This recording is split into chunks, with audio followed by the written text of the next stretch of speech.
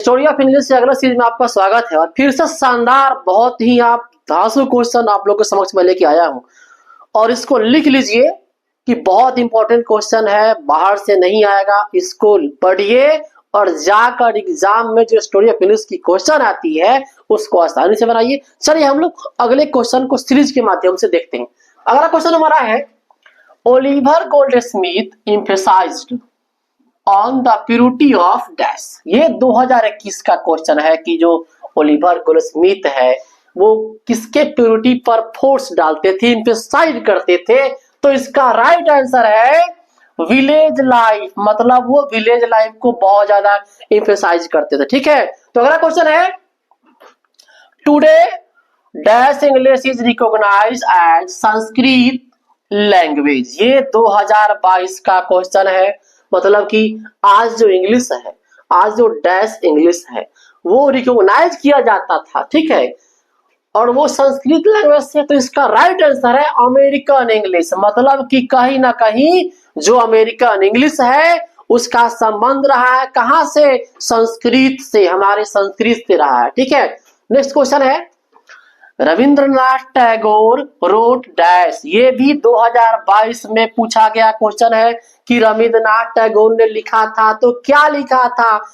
तो मैंने पूर्व में भी इस क्वेश्चन, इससे जुड़ा हुआ क्वेश्चन बताया आप सभी को और इसका राइट आंसर है गीतांजलि, मतलब कि उन्होंने गीतांजलि लिखा और इनकी सबसे उच्चतम कोटि की यह रचना है रविंद्रनाथ टैगोर जी की गीतांजलि। अगला क्वेश्चन है, the language of old English looks different because of its dash। ये भी 2022 में क्वेश्चन है कि जो इंग्लिश का, जो ओल्ड इंग्लिश का जो लैंग्वेज है वो किन चीज से अलग दिखता है, मतलब अलग दिखने का कारण क्या है। तो कारण है स्पेलिंग एंड वोकैबुलरी, मतलब कि ये अपने स्पेलिंग पर जो वोकैबुलरी है इसके कारण यह बिल्कुल अलग दिखता है, मतलब साफ। तो अलग कहने का मतलब कि आप लोगों ने sweetest love I do not go अगर पढ़ा होगा तो वहां पे मैं आप सभी को बता दूं कि वहां पे गो का स्पेलिंग है GOE। तो ये ओल्ड इंग्लिश की बात है। और द जो हो, जिसको दी बोलते हैं, द बोलते हैं, THEE है। तो ये ओल्ड इंग्लिश की बात है। तो वही बात यहाँ पर भी की जा रही है कि उसका स्पेलिंग बिल्कुल अलग है।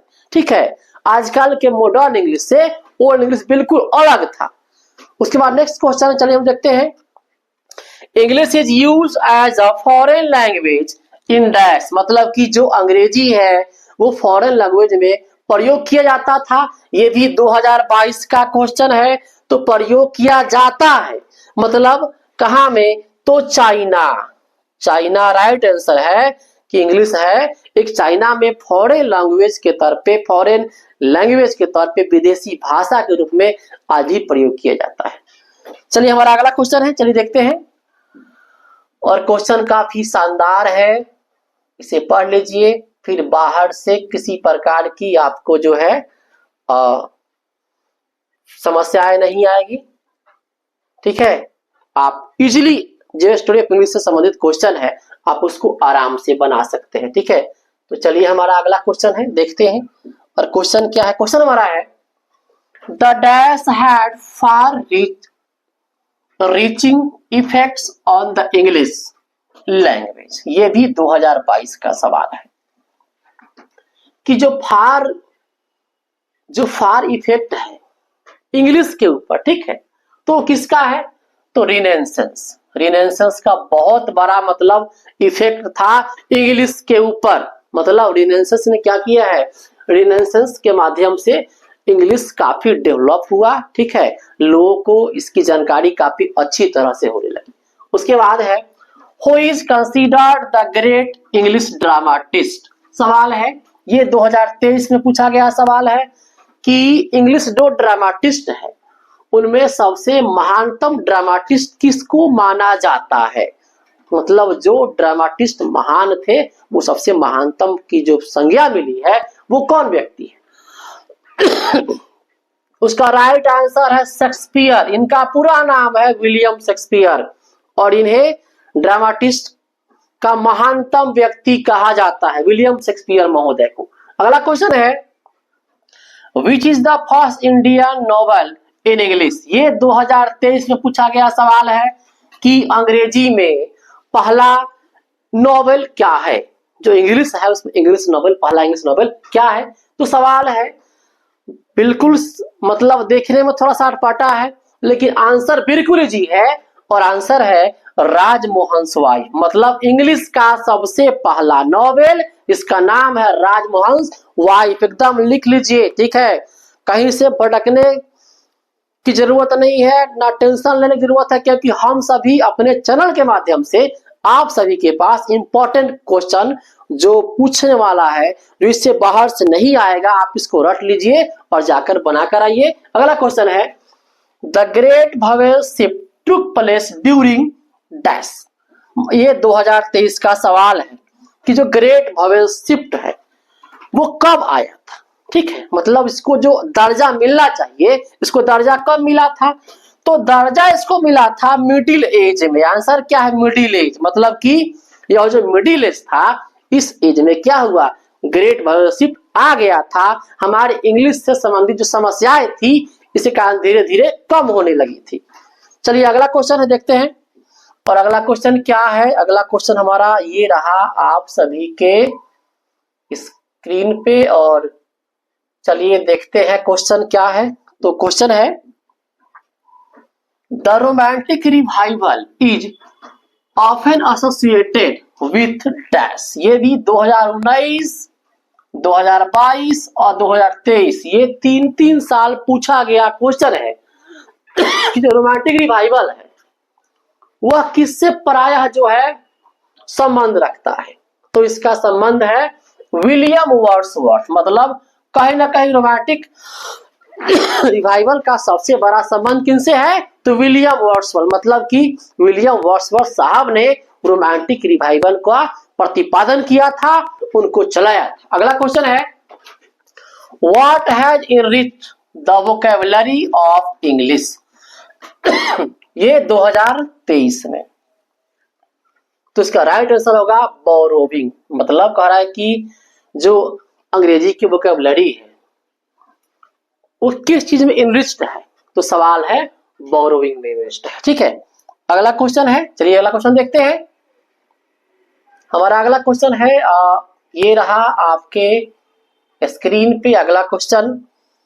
तो क्वेश्चन है dash was a dominant influence on middle English. मतलब जो मिडिल इंग्लिश था उसका किसके ऊपर ज्यादा प्रभाव था। 2023 का पूछा गया सवाल है, और इसका बिल्कुल आंसर राइट है लैटिन। मतलब कहीं ना कहीं मिडिल इंग्लिश में जो लैटिन था उसका दबदबा था। एक बड़ा सा गाना है दबदबा था, दबदबा है, दबदबा आगे रहेगा। मतलब कि लैटिन का हमेशा दबदबा था, और आई थिंक मतलब आगे हो, ये तो इसके ऊपर है। The literature of the Anglo sections is types dash. ये 2023 का क्वेश्चन है कि जो एंग्लो सेक्शंस का जो लिटरेचर था वो किस वो प्रकार था। तो किस प्रकार का था वो देखिएगा। तो रिलीजियस, इनकी जो भी सारी जो रिलीजियस हुआ करती, सॉरी, इनकी जो सारी जो लिटरेचर हुआ करती थी एंग्लो सेक्शंस पीरियड का, वह लिटरेचर सब क्या था, रिलीजियस था। कहने का मतलब कि ये धर्म से जुड़ा हुआ था, धार्मिक था, लोग रिलीजियन में विश्वास करते थे उस समय के लोग, और इसीलिए उनका जो लिटरेचर जो था उस समय का क्या था, एंग्लो सेक्शंस का, वो रिलीजियस टाइप्स का माना जाता है कि वैसा ही उनका उस समय का था। नेक्स्ट क्वेश्चन है the history of English began with the coming of the dash Europe to mainland Britain. ये 2023 का पूछा गया क्वेश्चन है, ठीक है, कि जो इंग्लिश का जो हिस्ट्री है वह शुरू हुआ था किसके मतलब आगमन के साथ, Europe to mainland Britain, Britain में। तो किसका कमिंग था वो देखिएगा। आंसर है एंग्लो सेक्शन। मतलब एंग्लो सेक्शन जब आए थे तो वही से क्या हुआ, हमारी अंग्रेजी की शुरुआत हुई। मतलब उसके पहले पूरे विश्व में अंग्रेजी कहीं नहीं था, लेकिन एंग्लो सेक्शंस के आने के कारण क्या हुई, एक अंग्रेजी की इतिहास शुरू हो गई, एक अंग्रेजी की इतिहास कायम हो गई। तो आपका राइट आंसर है एंग्लो सेक्शन। अगला क्वेश्चन है, one who rights a drama is called, ये भी 2023 का क्वेश्चन है कि मतलब कि जो ड्रामा लिखता है, जो ड्रामा जो नाटक लिखता है उसको कहा जाता है, तो क्या कहा जाता है? तो आंसर है ड्रामाटिस्ट, मतलब नाटककार होते हैं जो ड्रामा लिखते हैं वो कहलाते हैं ड्रामाटिस्ट। और चलिए, मुझे विश्वास है कि आप सभी को ये अगर वीडियो अच्छा लग रहा है तो उन मित्रों के पास, उन छात्रों के पास पहुंचाइए जो 2025 में एग्जाम दे रहे हैं, ताकि उनके लिए फायदेमंद हो। बहुत बहुत धन्यवाद।